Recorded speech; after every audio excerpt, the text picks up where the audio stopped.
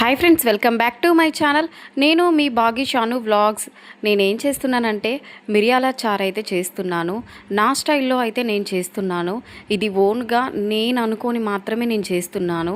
ఎవరి దగ్గర అయితే నేను చూడలేదు. కేవలం ఇది ఎందుకోసం చేస్తున్నానంటే మా చానుగాడి కోసం, కన్నయ్య కోసమే నేను చేస్తున్నాను. ఎందుకంటే అస్సలు ఏ కూర చేసినా కూడా వాళ్ళు అసలు ఇష్టంగా తినట్లేదు అనేసి ఇంకా నేనైతే చారు అయితే కొంచెం టేస్టీగా ఉంటుంది, వాళ్ళకు తినడానికి కూడా ఇష్టంగా ఉంటుంది అనేసి అయితే చేస్తున్నాను.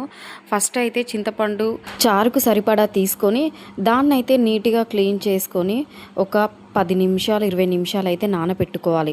ఎందుకంటే ఎంత నానితే అంత మంచిగా పులుసు వస్తుంది కాబట్టి ఇంకా నానిన తర్వాత అయితే నేనైతే ఇలా చింతపులుసు మొత్తం ఒక గిన్నెలోకి అయితే సపరేట్గా తీసుకున్నాను.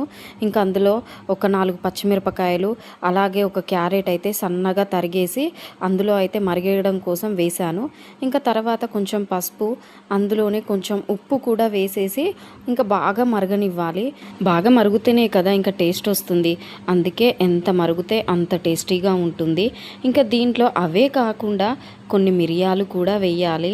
అలాగే మిరియాలతో సరిపోయింది అనుకోవద్దు. తర్వాత వెంటనే మెంతులు, ఇంకొంచెం జీలకర్ర, ఒక 2-3 ఎల్లుల్లిపాయలు, అలాగే కొన్ని ధనియాలు, ఎండుమిర్చి కూడా ఇందులో మిక్సీలో అయితే వేసుకోవాలి. ఇవన్నీ కలిపి వేస్తేనే అది ఎంత మంచి టేస్ట్ వస్తుందంటే చాలా బాగుంటుంది. పిల్లలే కాదు పెద్దవాళ్ళు కూడా చాలా ఇష్టంగా తింటారు. ఇంకా నేనైతే ఇలా అయితే వేశాను. ఇది మాత్రం నేను ఓన్గా నేను అనుకుని మాత్రమే చానుగడి కోసం, కన్నయ్య కోసమే నేనైతే చేస్తున్నాను.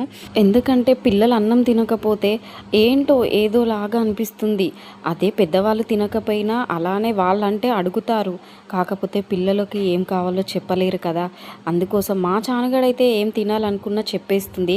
ఇంకా మా కన్నయ్యకి అయితే ఏది పెట్టినా కూడా తినట్లేదు. ఇంకా అందుకోసమే మెయిన్ కన్నయ్య కోసం అయితే నేను చేస్తున్నాను. ఇంకా చారు అయితే ఇలా మరగడానికి అయితే దగ్గరికి వచ్చేసింది.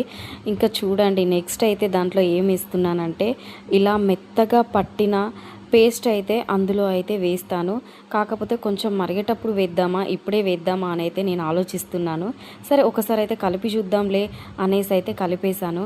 ఇంకా మా చెల్లి అయితే అంటుంది కదా, ఏం కాదు వేస్తే 2 కలిసి మరుగుతాయి కదా అనేసి అయితే అంది.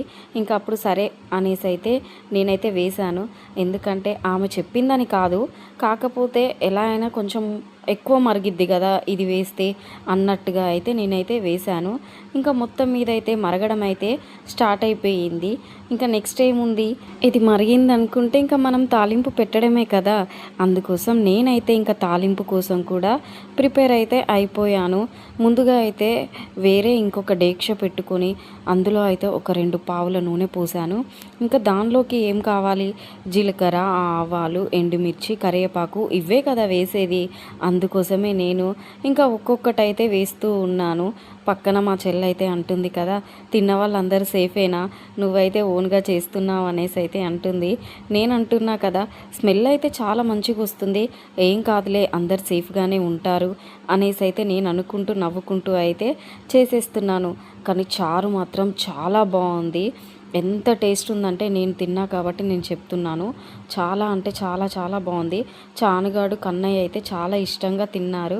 అలాగే మా చెల్ల వాళ్ళు కూడా చాలా ఇష్టంగా తిని ఇంకా ఎంత టేస్ట్ ఉందనేసి అన్నారంటే ఇంకా నేనన్నా కదా మోషన్స్ అవుతాయేమో అనేసి అన్నావు కదా అనేసరికి అయితే అందరూ నవ్వుకున్నారు. ఈ చారు వీడియో కనుక మీకు నచ్చినట్టయితే లైక్ చేయండి, షేర్ చేయండి, సబ్స్క్రైబ్ చేయండి. పక్కనే ఉన్న గంట సింబల్ని ఆల్ అని క్లిక్ చేయండి.